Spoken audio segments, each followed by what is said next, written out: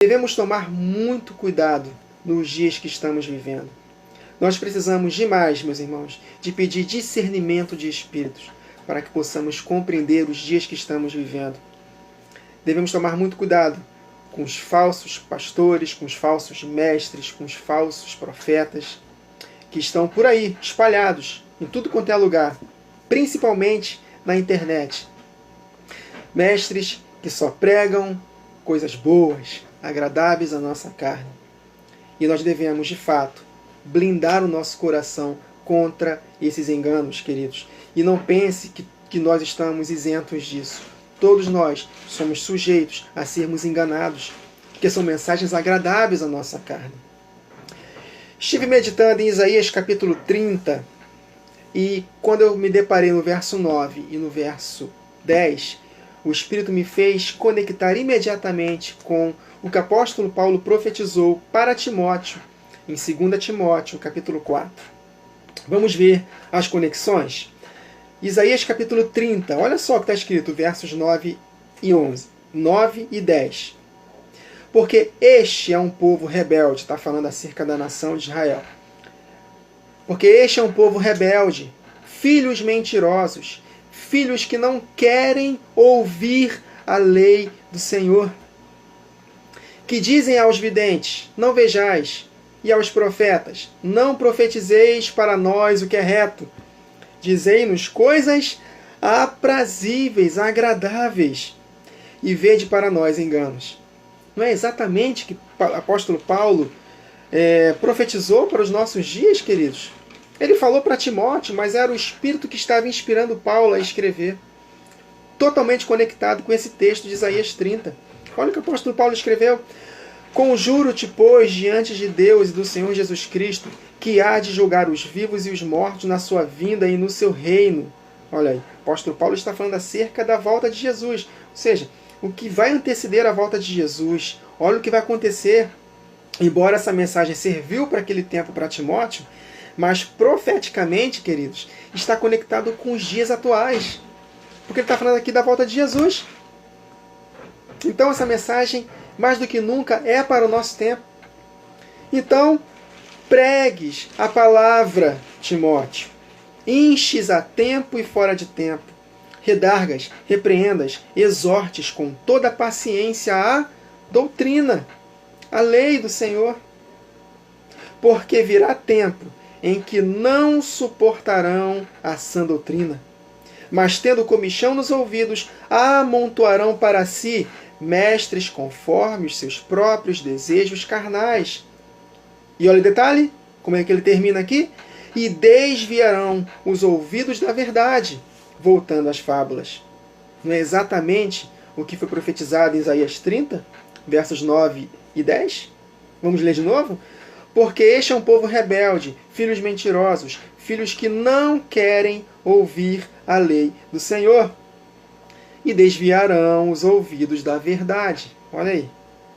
Que dizem aos videntes, não vejais, e aos profetas, não profetizeis para nós o que é reto. Dizei-nos coisas aprazíveis, agradáveis. Exatamente o que Paulo escreveu aqui. Amontoarão para si mestres conforme os seus próprios desejos carnais. Então, queridos, o que nós temos que fazer? Pregar a palavra com toda a paciência, não desistir, continuar batendo até o fim, insistindo, vamos continuar pregando o genuíno evangelho. Eu sei que nós somos a minoria, mas essa minoria vai vencer. Infelizmente, a porta larga e o caminho amplo, a maioria vai para lá, queridos. Mas nós estamos remando contra a maré.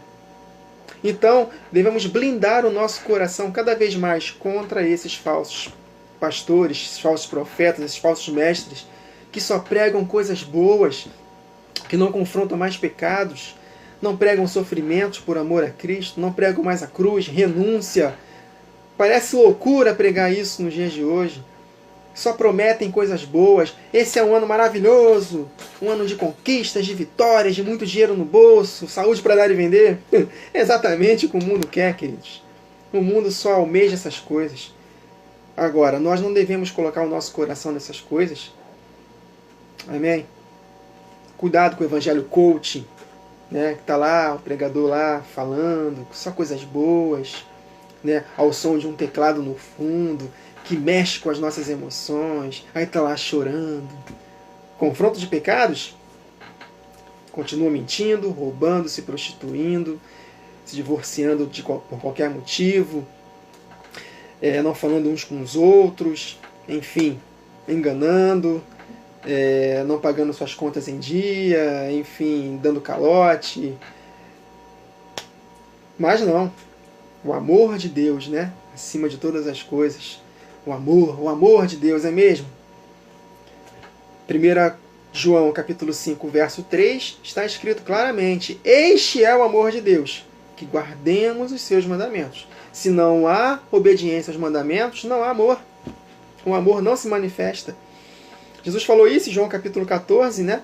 Verso 21. Aqueles que guardam os meus mandamentos, esses são os que verdadeiramente me amam. E aí sim, meu Pai e eu viremos a Ele e nos manifestaremos a Ele. A manifestação do amor de Deus é mediante uma resposta em obediência. O amor não se alegra com a injustiça, com o pecado. O amor se regozija com a verdade. Então, queridos, nós precisamos tomar muito cuidado com esse tipo de evangelho que estão pregando por aí. O evangelho light, o evangelho dos prazeres carnais. E muitos estão procurando mestres para satisfazer as suas vontades. Então, como doses homeopáticas, esse tipo de mensagem vai nos desviando aos poucos dos trilhos do caminho do Senhor. E aí, vai chegar um tempo em que não vamos mais conseguir voltar. E aí será tarde demais.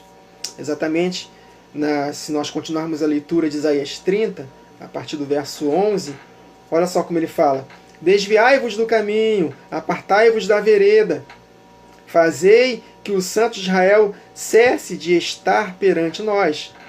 E de fato, quando nós ouvimos mensagens para satisfazer as nossas vontades carnais, desviando nossos ouvidos da lei do Senhor, não tem outro resultado a não ser desviar do caminho, apartar da vereda, e a vereda do justo tem que ser progressiva até a luz da aurora, mas primeiro temos que obedecer aos mandamentos, lutar contra o pecado todos os dias, né? Aí está dizendo aqui: fazer que o Santo Israel cesse de estar perante nós. De fato, ele não estará conosco se nós não obedecermos a ele, não andarmos em santidade. Aí ele continua: por isso, assim diz o Santo de Israel, porquanto rejeitais esta palavra, e confiais na opressão e na perversidade, e sobre isso vos apoiais. Por isso, esta maldade vos será como a brecha de um alto muro, que formando uma barriga, está prestes a cair, e cuja quebra virá subitamente. Exatamente o que o Senhor Jesus fala em Mateus 7, a partir do verso 22, 23, né? Quem ouve as minhas palavras e as praticam, serão como um homem prudente que cavou a sua casa sobre a rocha. Então vieram tudo contra ela, mas ela não caiu porque ela estava firmada na rocha, porque ela estava obedecendo aos mandamentos. Agora, aqueles que ouvem minhas palavras e não as praticam, será como um homem insensato que cavou sua casa sobre a areia. Aí vem tudo sobre ela, e grande será a ruína. Não há fundamento. O muro vai cair, como Isaías profetizou. Então, Isaías ele falou aqui acerca dos falsos profetas, que só profetizam que é coisas aprazíveis, filhos rebeldes que não querem ouvir a lei, e, como consequência, ruína. Mesma coisa, aqui em 2 Timóteo 4, o contexto é o mesmo. Pessoas que não vão suportar essa doutrina, mas tendo comichão nos ouvidos, amontoarão para si mestre conforme seus próprios desejos carnais e vão desviar os ouvidos da verdade. E aí, o resultado é ruína, queridos. Ruína. Se nós abrirmos mão de lutarmos contra o pecado e nos acomodarmos com os nossos erros, só confiando no amor unilateral de Deus, dessa graça irresistível de Deus, que não exige de mim renúncia, esforço nenhum, se eu não, queridos, Se nós não nos entristecemos mais quando pecamos, estamos no caminho da perdição. Ah, mas eu confio no amor de Deus. Ele me perdoou todos os meus pecados, não preciso nem mais confessá-los. Ele já perdoou. Uma vez salvo, salvos para sempre. A graça dele me basta, é mesmo? Cuidado, queridos, cuidados. O apóstolo Paulo, em 1 Coríntios 10, escreveu lá sobre o povo de Israel que foi julgado por não ter obedecido aos mandamentos. E ele escreveu aquilo para que nós possamos atentar para a vida deles e não fazer igual. E ele fala, aquele que julga está firme, cuide para que não caia. Então nós devemos guardar o nosso coração contra o pecado. E esse tipo de mensagem que estamos ouvindo hoje, em boa parte dos lugares, mensagens de autoajuda, mensagens de coach, mensagem da teologia da prosperidade, o evangelho inclusivo, que não confronta os pecados, né? O evangelho do arco-íris, da esquerda, contra os princípios, os valores morais e éticos da lei do Senhor. Queridos, tome muito cuidado, porque esse tipo de mensagem é agradável à nossa carne. E esses mestres, eles são muito carismáticos, inteligentes e mexem com a nossa emoção. Então temos que tomar muito cuidado. Amém, queridos? Essa é a palavra de Deus para o nosso coração. Que possamos nos encher da palavra e pedir espírito de sabedoria e de revelação. De todo o coração, queridos. Se nós buscarmos ao Senhor, Ele vai se manifestar na nossa vida, vai nos ensinar de acordo com a verdade e vai nos livrar desses erros. Para finalizarmos, em 1 Coríntios 2 está escrito que quem está cheio da sabedoria de Deus discerne todas as coisas. Então, queridos, se nós estivermos cheios da sabedoria de Deus, que é Cristo, a sua palavra, nós vamos ter capacitação do Espírito da verdade que está em nós para discernirmos todas as coisas e jamais desviarmos dos caminhos do Senhor. Amém, queridos? Habite ricamente em nós a palavra de Cristo Jesus. Que o Senhor nos livre de todo mal. Fiquem na paz de Cristo.